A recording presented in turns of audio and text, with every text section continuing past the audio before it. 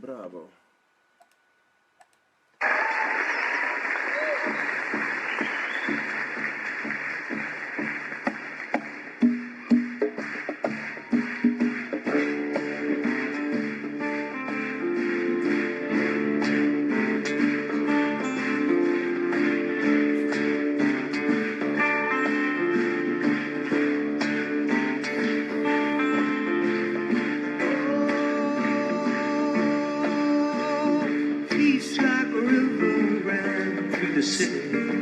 Dennis Mulcahy, my long-lost brother. Long past the midnight curfew, we sat starlight.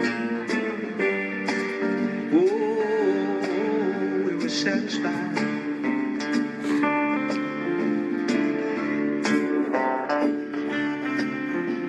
Oh, and I remember misinformation following us like a plague. Nobody knew from time to time if the plans had changed.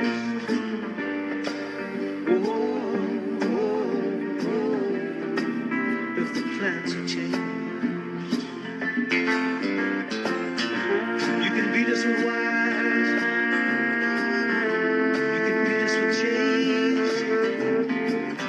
You can run out your rules, but you know you can't outrun the history train. I see a glorious day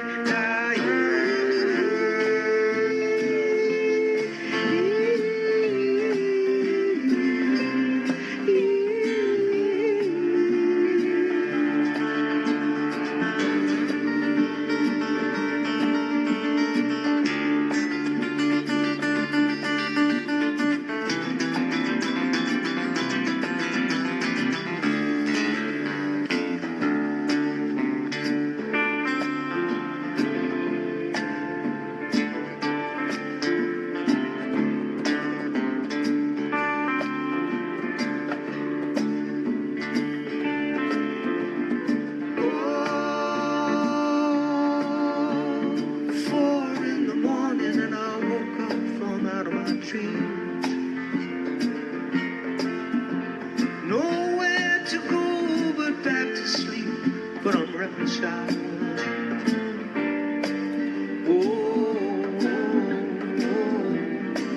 I'm gonna be up for a while.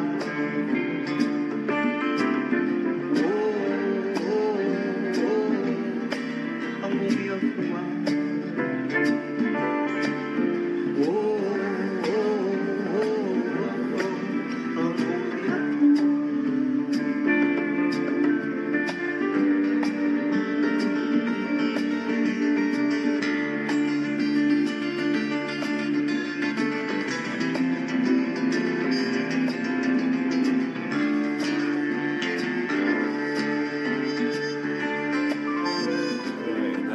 That is Paul Simon, Peace Like a River.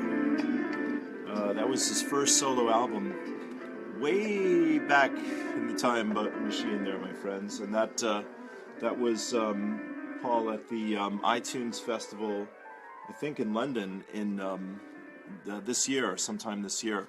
So, hey, there's Brenda. Yeah, hello everyone. Yeah, there you go. So here we go one more time. Lou Martin Spirit Talks. We're blazing a trail, my friends. We're doing good. I'm loving the journey here with you. Thank you again, Brenda, for beating the drum, putting out the word, driving miles, and doing more of the same. So good to have you all here. Jaitan, welcome. Yeah, that's it. And yeah, so let's work some magic. We have a full moon tonight and a partial lunar eclipse, and I understand it's the first of 3 eclipses, and I think the solar eclipse is on the 1st of September, and then I guess there's another bit with the moon after that, if I understand how it works correctly. Anyway, thank you again. It was great. Where was I? Tuesday night. Yeah, I did one of these a couple nights ago. Full moon night, exactly. So we're We're howling at the moon tonight. We're in our power. We're in our passion. We're on purpose. All of those important things. Yeah, I'm trying to, keep the momentum happening here because, as I've said, this is just such a thrilling, opportunity for me to connect with people who are interested in the things that I care about. Yeah, here we go. Brenda did a beautiful quote from the book, and I'll just read that to get us going here tonight. To love yourself, this is my guides there. To love yourself is a process. Your attention is the greatest gift you can give to anyone in your reality. Give that attention to yourself. Give your attention to yourself at the deepest level, to heal. Give it to yourself just as you want to receive it. Okay? We will build upon that, says Spirit, in accordance to your free will, more than you can imagine possible. Dear friends, you are infinite, you are eternal, you are unconditional. That is the way forward. That is where you are going. That is where we want to help you come home to. So, I'm not sure I understand all of that, quite honestly. But I know it's true. How about that? Yeah. The full moon, of course, raises us up emotionally. Hey, happy birthday, Virginia. The full moon raises us up, and it's a great time for letting go of the past month. It's the harvest, the manifestation of our dreams and desires. It's very passionate, romantic, sexy time. Yeah, all of that good stuff. And it's very, creative and spiritual. So there's a lot of life force energy flowing through us. So it's a great time to manifest more of what we want for ourselves and our loved ones and the world. I wanted to, all right, there's a couple things that have happened out in the big world that I just want to talk about to kind of get the current events out of the way, the political stuff and all of that. The current standard bearer of truth, freedom, and integrity, Dr. Jill Stein, was on CNN in the States last night. I have it queued up here. I have not seen it. It's about an hour long, and I will take a look at it at some point. And I did see her on my favorite news show there today, Democracy Now! She and her running mate, were on. And, they're speaking the truth to power. So, yeah, back again. So just going down the current events of what's happening out in the big world, Jill Stein on CNN. That's kind of pretty cool because, in the past, third parties just get ignored. But because this election is so completely crazy, or maybe it's just exposing the insanity that's been there all along, that would be much more my opinion. But it is certainly quite crazy. So anyway, Jill was on CNN, and that's good for Jill and good for those of us that want to see Jill and the agenda that she's supporting get out to the world, which is to end fracking and to erase the debt for students and, to honor freedom of speech and privacy and things like this, little details like this. The TPP, which is, evidently the scariest and most unlimited power in the hands of corporations that anyone has dared dream of since the end of World War II, when the corporations and the governments basically were one force. So the TPP has gone through the House, I think. It's been fast-tracked, whatever that means. It's taken another dangerous step towards happening. Yeah, and that's disconcerting. That's not what we want. But on the positive side, and there is good news as always. The Sioux people, the Native Americans, have managed to hold off for the moment the pipeline. Here we are, stopping the snake. Indigenous protesters shut down construction of Dakota Access Pipeline.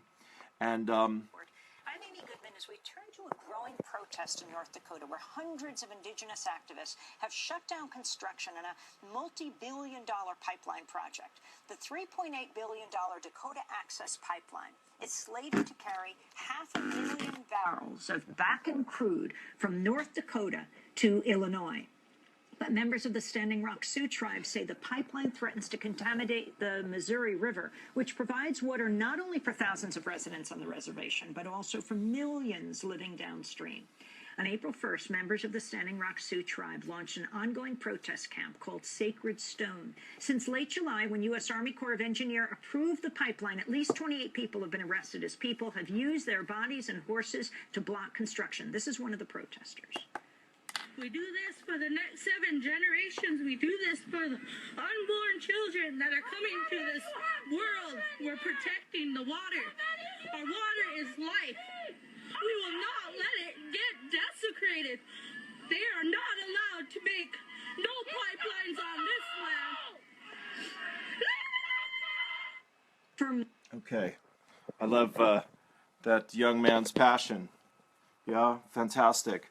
So they've succeeded in, using, coming together in many different tribes and using their horses, and they've somehow, they've managed to stop this multi-billion dollar project from beginning construction. So here's to them. I think that's extremely good, extremely helpful. So we have that going on, and then we also have had this massive 1,000-year flood in Louisiana that in 2 days dropped 2 feet of rain, and just absolutely biblical flooding. So just to put it together there's Jasmine. Hey, good to see you. Here's the world we're living in right now. Yeah, in the Dakotas, the oil industry wants to lay a pipeline for oil that could threaten the water supply for millions of people. Yeah, no problem. And they're supported by the government to do that. Go right ahead. And at the same time, fracking. Hillary's for fracking. Trump's for fracking. Everyone's for fracking. Fracking's no problem. Let's have some more fracking. Yeah, what's the worry? Even though it poisons the water and is extremely inefficient and uneconomic, and who wants the oil anyway? All right, so that's happening. At the same time, the Louisiana flood is one of 8, hey, there's Barbara, one of 8 different ecological events that has happened in the last year. Maybe it's one of 8 floods, but, we're living in a very powerful time, everyone. So the earth is rocking and reeling, and the powers that be are squeezing it for all they can get out of it. We don't care about poisoning the water supply. We don't care about Flint, Michigan. We don't care about lead in everyone's water. We just, want more money for the CEOs, for the corporations, less money for the workers. We don't care about the pensions. We don't care about the health care. So it's pretty crazy out there. All right, so we're sending our prayers to that. Also, I put I won't show this here, but there was a heartbreaking picture that of a little boy who was covered in blood and dust, honestly, from Syria, and he was alive. He had survived some bombing there in Syria, but we live in this global community these days. So there's not much emotional space between ourselves and the rest of the world. So we might keep all of those people in our thoughts and prayers here tonight on the full moon. The Dakota, who are protecting the land, as the young man said, for 7 generations, and for the people who have lost their homes and their community under siege in Louisiana. They said this is the biggest natural disaster since Hurricane Sandy, and that was, of course, on the East Coast a few years ago, and that was gigantic. So they need our thoughts and prayers. And then, of course, where there are wars and all of that. And then I happened to read this week, I just go through the prayer list, as my minister would say. You watch the news so you know what to pray for. And of course, the refugee situation is still quite sad and tragic, with people in Calais who've just washed up from Syria and other places in the Middle East, and excuse me, they're living in these 10 cities without enough of anything. Security, food, shelter.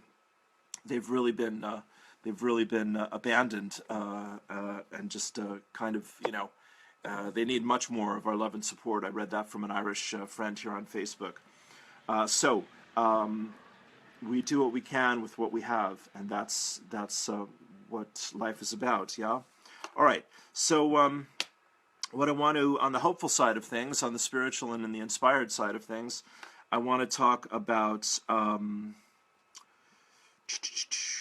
I think either, yeah. Well, I'll mention, I've got them both here. I'll mention 4 agreements. Don Miguel Ruiz is a,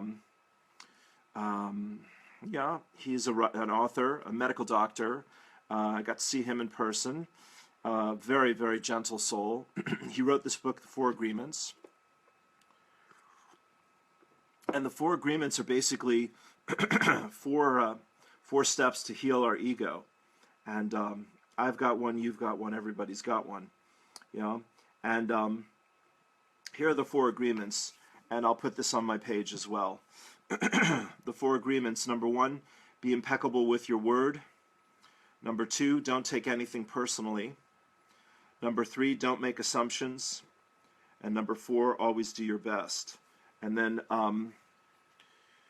under be impeccable with your word, speak with integrity, say only what you mean. Avoid using the word to speak against yourself or to gossip about others. Use the power of your word in the direction of truth and love. I will talk more about that, yeah? Number 2, well, this is also quite juicy here. Don't take anything personally. There's the biggest challenge for most human beings on the planet, myself included. Nothing others do is because of you. That's a powerful statement. What others say and do is a projection of their own reality, their own dream. There's a lot of truth in that. When you are immune to the opinions and actions of others, you won't be the victim of needless suffering. Definitely want to talk about that. Don't make assumptions. Find the courage to ask questions and to express what you really want. That's so important. Communicate with others as clearly as you can to avoid misunderstandings, sadness, and drama. Amen to that. With just this one agreement, you can completely transform your life with don't make assumptions. And number 4, always do your best. Your best is going to change from moment to moment. It will be different when you are healthy as opposed to sick. And the last part here, under any circumstance, simply do your best, and you will avoid self-judgment, self-abuse, and regret. Gosh, I got introduced to the 4 agreements when I was living in LA. And it was a revelation, and it gave me something to work with that was new and simple, and so that's why I'm sharing it here with you tonight. We're not going to do any of them perfectly all the time, but they are basically living by ideal and principle. And my teacher Lazarus has said to us, with ideals and principles, we'll never perfectly express them, but the desire to live by principle and ideals gives us that direction to move in the highest possible way. All right, so would I especially be impeccable with your word? That is so important in terms of manifesting what we want in life. How often, we describe a problem, or we stay stuck in the story, or, we say perhaps a judgment or a criticism about others. guilt, shame, and blame, etc., judgment, all of that. We all do it. But what I noticed from my practice with all these things is, that, as I said, I think last time, the energy will dip in ourself every time we're not pointed in the direction of where our spirit is asking us to go. Excuse me. So to speak, be impeccable with our word is to not judge, not criticize, not blame. That's a huge lesson. I think letting go of swearing, living in Ireland, is a shock for me coming from the U.S., let me tell you. Like, nobody swears here. The people never swear. And now when I listen to people in the States, they're swearing all the time. And I'm like, okay, what's the point? You can find other words to say something just as good, probably. Anyway, that living in Ireland has cleaned up my vocabulary. Let me just say that. Say what you mean what you say. Don't speak against yourself. Use the power of your word. So, in my training at Agape there, with Michael Beckwith and the great practitioners in that program, prayer is called to speak your word. And your word is your wand, as Florence Scovel Shinn wrote. And so, when we're working on healing something, when we're working on forgiving something, when we're working on manifesting something, this is why I'm so passionate about prayer, affirmative prayer. You can speak a word about that, you can affirm that, you can ask for help with that and give thanks for that, etc., etc. And we're very, because of our culture and our programming here, we're very shy or self-conscious or reluctant to do that. So, there's many great sources of, inspired prayer out there, even beyond the traditional, etc., that allows us permission to really pour forth our hearts. And that's what fills the bubble of our little auric field, of course, and the reality responds to the predominant energies in our bubble. So again, as I've said, my prayer is that, everyone that listens to this, Spirit Talks video here will always come away, clearer, more inspired, and more in touch with your true self. Okay, so that's using your word. Not taking things personally. Yeah, man, good luck on that, right? But what you find is that, the more you focus on your spiritual practice, what do my guides say here? The greatest gift of a spiritual practice is peace of mind. And again, that doesn't mean you'll always know the answer or be right or keep yourself and everyone in your life happy. Nope, not going to happen. But the more I focus on peace of mind and not taking things personally, it certainly helps that. The space for grace, as my guides say, a space to detach opens up. And I was just doing a session earlier tonight, and with a very beautiful and brilliant client and friend, and she cares so deeply, and has such great love. But like many people, she's learned to give that to others and withhold it from herself. So not taking anything personally, it gives you a space to be more in touch with your own feelings and more self-aware of what you're feeling. And often things will bounce off of you, or things will not get directed at you any longer if you're taking care of your own energy in that way. The ego loves drama. The ego lives for drama. Injustice, that was what we were chatting about. The ego is the part of us that wants to take our power back and prove how wrong other people are and how we've been victimized, and that can all be quite true at one level. But if you want to try and really rise to the next level, everybody, there has to be that willingness to take responsibility, forgive, and really start over. Be willing to be innocent and open and trusting in the moment. That's the peace of mind, okay? Assumptions, is again another habit of the mind and the ego. How often do we finish each other's sentences or think that we know what the other person is thinking, etc.? And that's perfectly human, and that's just the way we're built.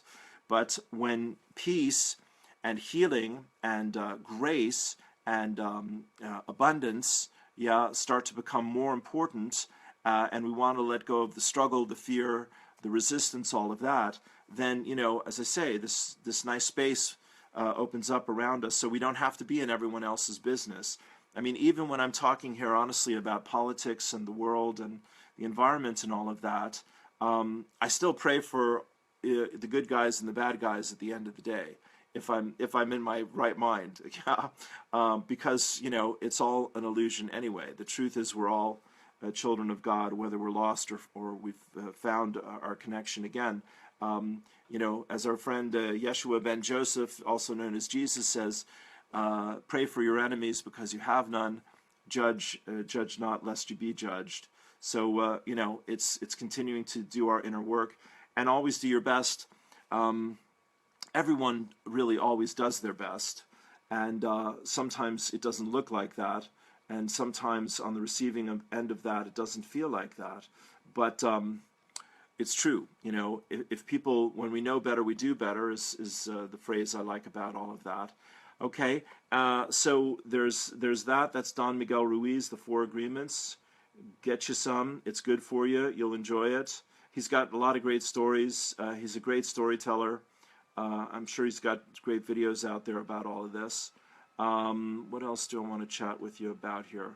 I was going to talk about, I don't think I'm ready for that yet. Let me go back to the Celestine prophecy. I kind of made quick work of that last time. James Redfield has written, I'd say 5 or 6 books at this point. And he just came up with this name. I don't know how this occurred to him. But he created this spiritual adventure story. And it's called the Celestine Prophecy. And the hero in the first book gets an invitation to go from the U.S. to Peru, and on the way he's finding these clues of the different insights of the prophecy. Excuse me. It's a little bit New Agey Lord of the Rings, but the wisdom that came through Redfield, to my mind, is still quite helpful. And so there are different insights, and as you work with the insights, you kind of go up the ladder. And the one I have here is the 5th insight. So I'll just read this to you here very briefly. In the Celestine Prophecy, the 5th insight is called the Message of the Mystics. It builds on the previous insight, the Struggle for Power, which shows how humans have been unconsciously competing for the only part of the energy we have access to, the part that flows between people. We integrate the 5th insight when we see how the spiritual world can provide all we need if we can only open ourselves up to it. That's why I wanted to read that to you here tonight. That's the invitation, once again, from my guides. The state of the mystical experience is like leaping out, feeling safe and secure, while glimpsing the future. We break through, at least momentarily, to experience a moment that seems to move us past our normal level of consciousness, and we sense an ultimate connection.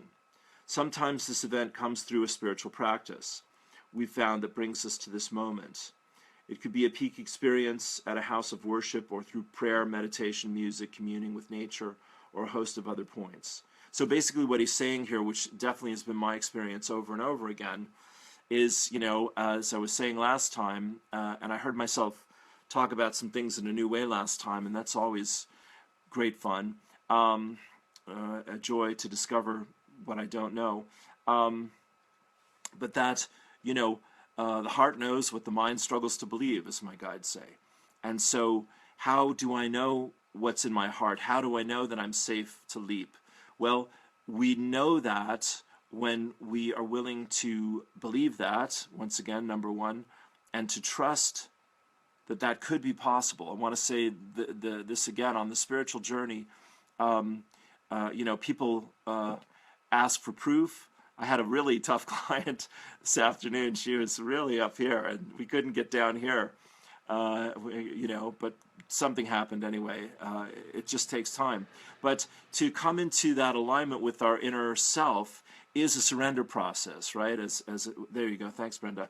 To come into our heart is a process of surrender. And what am I surrendering? Well, probably the things that the Four Agreements just talked about, not being good with my word, taking things personally, making assumptions, feeling like I haven't done my best, etc. Basically, what we surrender is this illusion of separation, that we're not enough and there isn't enough, And let me just read you here real briefly Lazarus's quote for the month of August one more time. He says, "Be fluid and flexible enough to transform. Be loving, courageous, and committed enough to always seek greater freedom and self-determination. Be humble enough to transcend. You are enough.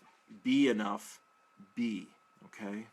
So take a nice breath into that, So what Redfield's talking about, what Lazarus is talking about, what Don Miguel is talking about, what I'm trying to talk about here, what I'm talking about, is that either through crisis, as my guides say, or through devotion, we learn to surrender control, surrender struggle, surrender not enoughness, all of those kinds of things. And again, prayer is a great way to speed up that process. Father, Mother, God, I surrender my life to you joyously this day for your divine and wonderful purpose. I'm grateful to know that all is well for me and everyone on the call. I surrender my struggle. I surrender my fear. I surrender my illusions. Use me this day for your purpose. Thank you. I know all is well for me and everyone here. I let it be. So it is. Take a deep breath.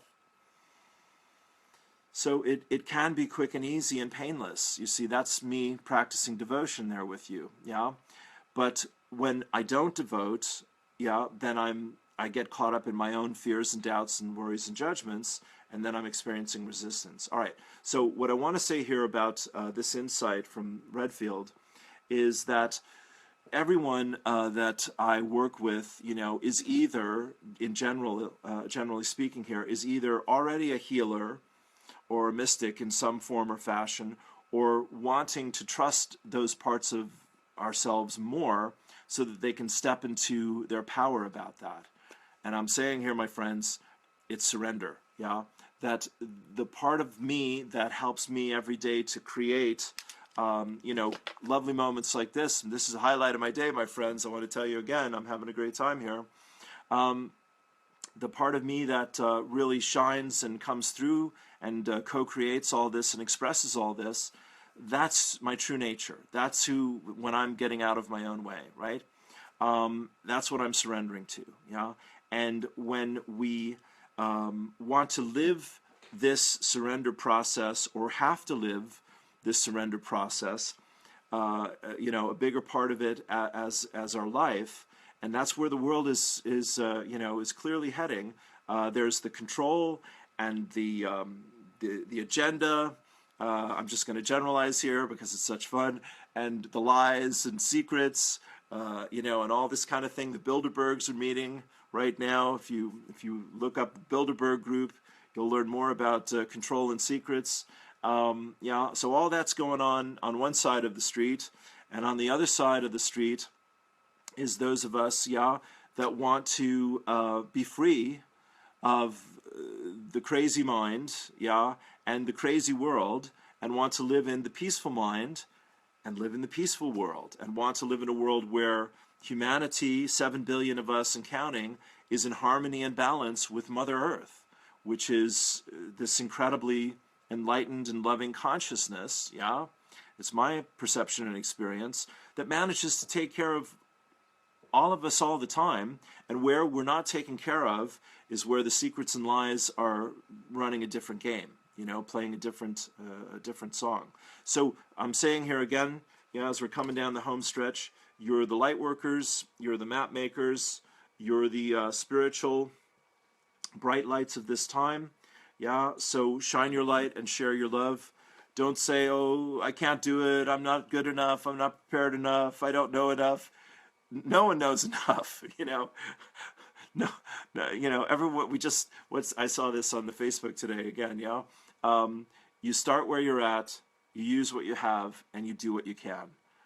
That's it, my friends. Yeah, thank you. Lots of hearts on that. Thank you. So, listen to, trust, and follow your inner guidance. And we do that, as my guides say here again, by going to peace as often and as deeply as possible. Yeah? And that's what the spiritual journey wants us to understand, is where our power comes from. When there's drama in our mind or drama in the world, that's where we've given our power away, right? And my guides say, no one can take your power from you. You can only give it away. And no one can give you your freedom. You have to take it. So I'll just bring it full circle here. We're very blessed to have people like Jill Stein, Bernie Sanders, Jill's running mate, whose name I think is Baraka, is a very, very eloquent and distinguished gentleman with great integrity and vision. This is the cultural civil war, the clash of the paradigms that my guides were talking about through me for months here, which is, really starting to happen now, bigger in the world every day. And so, can I say we have to kind of pick a side? I don't like saying that. I guess what I want to say is we must, as my guides say, decide what we believe, decide how deeply we believe it. That's the commitment part that Lazarus is talking about there, to commit to love. Be loving, courageous, and committed enough to always seek greater freedom and self-determination. So freedom is what, the earth and our spirits are asking us to focus on, to honor, to support, to protect, these kinds of things. And to use the freedoms that we have right now to help the world to be more of what we want it to be. So I'm just going to say, finish the thought here, don't worry. Politics is just the social expression of our belief system about ourselves and humanity, and it's been rather dim for quite a long time. So we're trying to raise the vibration about all of that. So find what you care about, what you're passionate about, what you believe in, and then invite Spirit to come in and to help you believe in that more. Give more of yourself to that. Have more of that in your life, etc., etc. To be more open and receptive to live in the kind of world that we want to live in. Let's see. With finding Paul Simon here, I happened to come into the Dalai Lama and Paul Simon chatting. It's about a 10-minute clip. Let's see if I can manage this.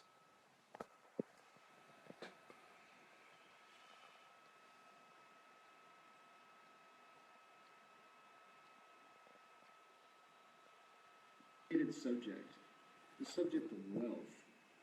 Because when I say, well, the information is controlled by corporations, and the corporations are concerned with money. Money as a measure of wealth. When we talk about, and I've heard you speak on the subject, the haves and the have-nots of the world.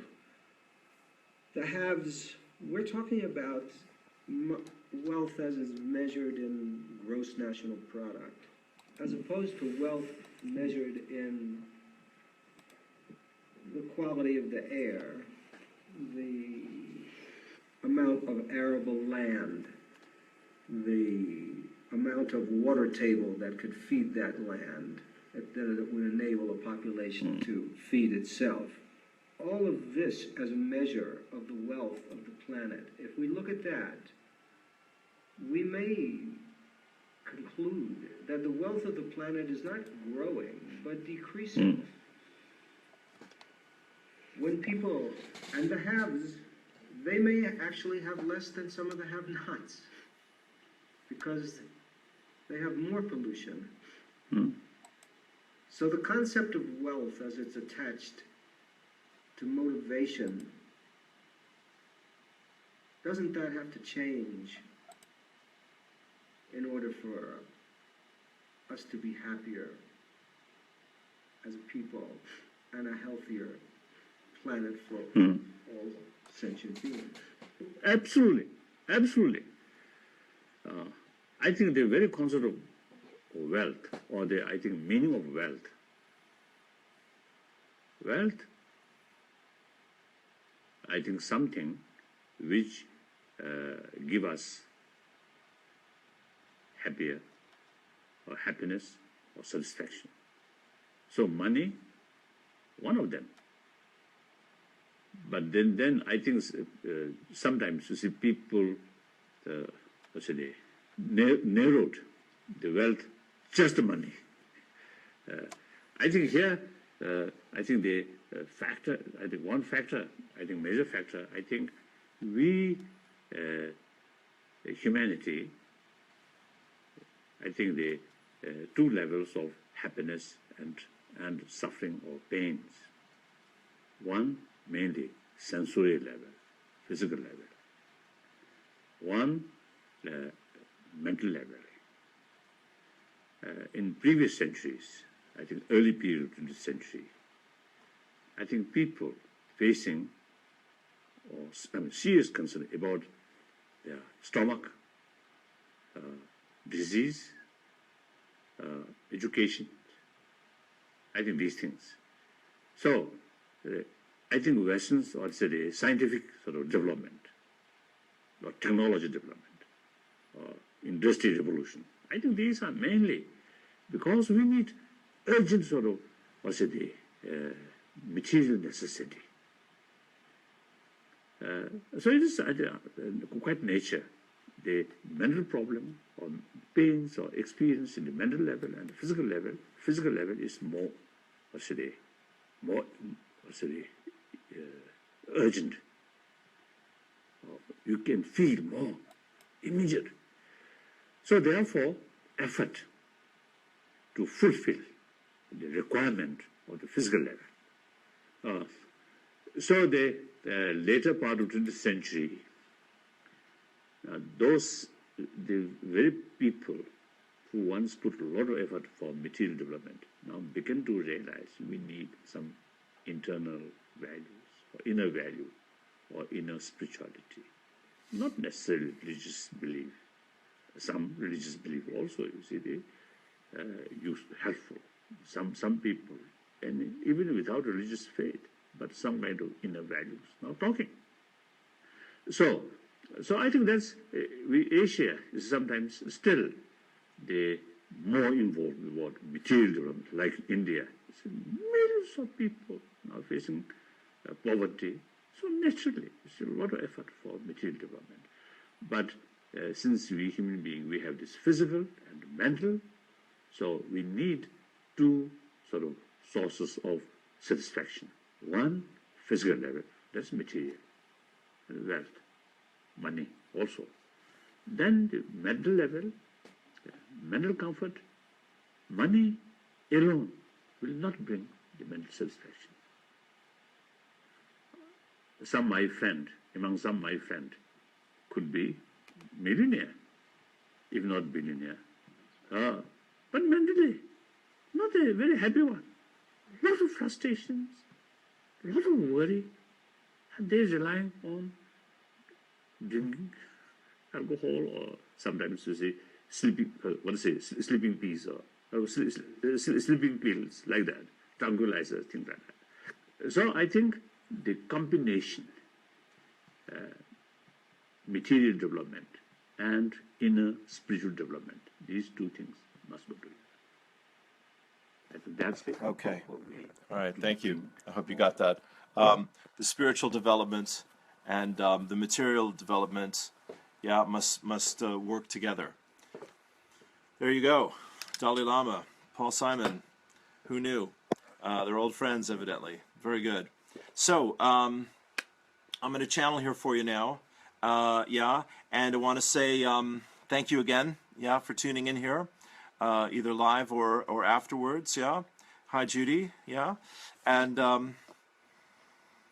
you know, there's all this energy happening on the planet, full moon, as I said, and the uncertainty about the future and the world, you know, struggling to find its voice, humanity struggling to find its voice, you know, and we need the wisdom and we need the strength, yeah, that we can give to each other, and the encouragement and the community. And this little project here has definitely evolved into starting to be a little sense of community.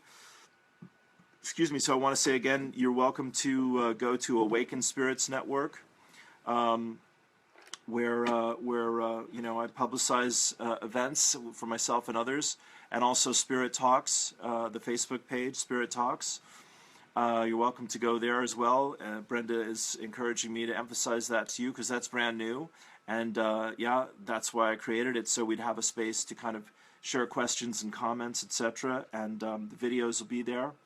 And then, as always, thank you for the love and support from yourselves and from Spirit. And I have ebooks, The Invitation, for €4, and I have my sessions, 60 minutes and 90-minute sessions with people for donation. Yeah, so you can go to loumartin.eu and book a session with me if you like, and we'll work some magic together.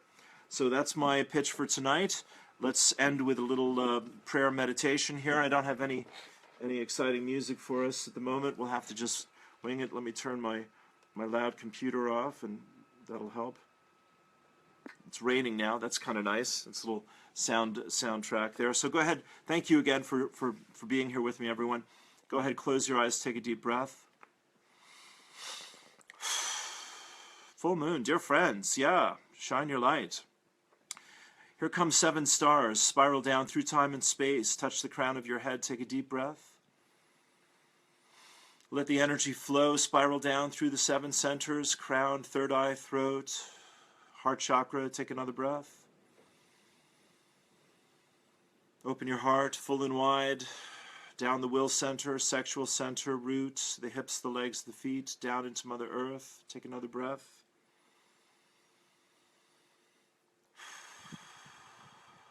All right, dear friends, yeah. So imagine the full moon in your mind's eye. And dear friends, imagine that the light of that moon is bathing you where you're at, yeah. And dear friends, let that light touch you. Let it wash over you. Let it nurture you. Beautiful lights, yeah.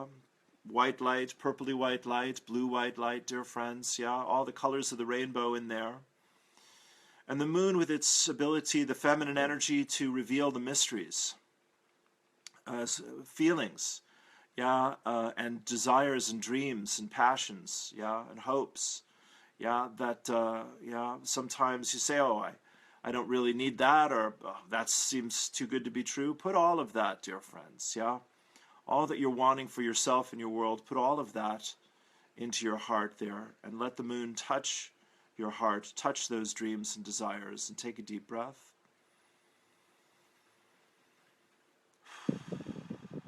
We'll just say here, dear friends, I with a hand to the heart, if you like, yeah. Yeah, Sister Moon, I'm willing to dream a new dream, and I'm willing to let all the gifts of spirit come through me and to me in this new dream.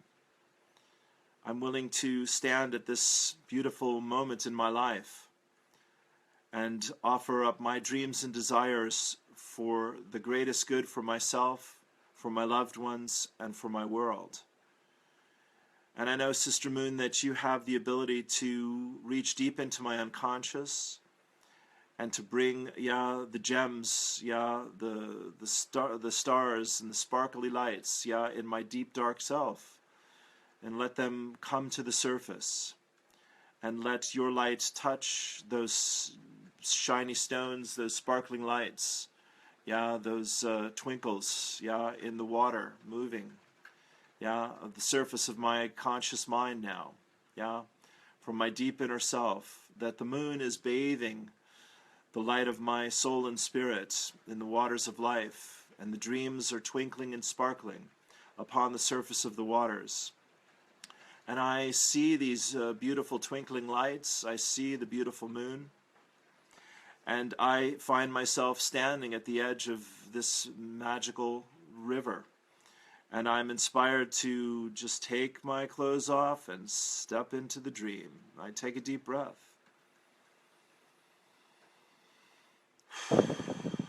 And I give myself to this beautiful moment. I give myself to these sacred waters. And I give myself to the light of Sister Moon that blesses and nurtures, that nourishes and prospers and uplifts and inspires and illuminates and enlightens my dreams and desires. And I know that all these dreams and desires are now beginning to shine through this starry region up into the moon and out into my universe. And I feel the energy and the presence of the fairies, the devas, the elves, the elementals, the earth spirits, aligning and surrounding and supporting these dreams and desires, letting humanity, as myself here and now, become magical once again, become unlimited, set myself free. I take a deep breath.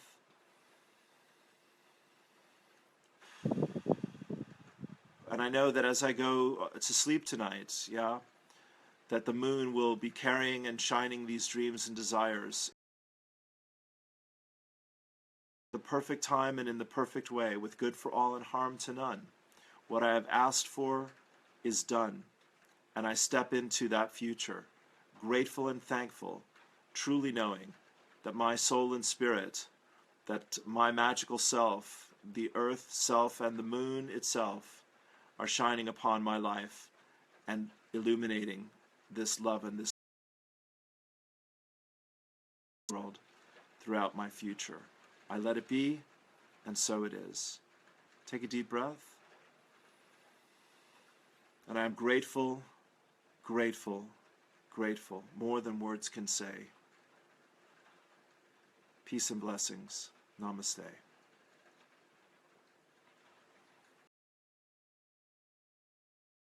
Next time. Love you. Peace and blessings. Namaste.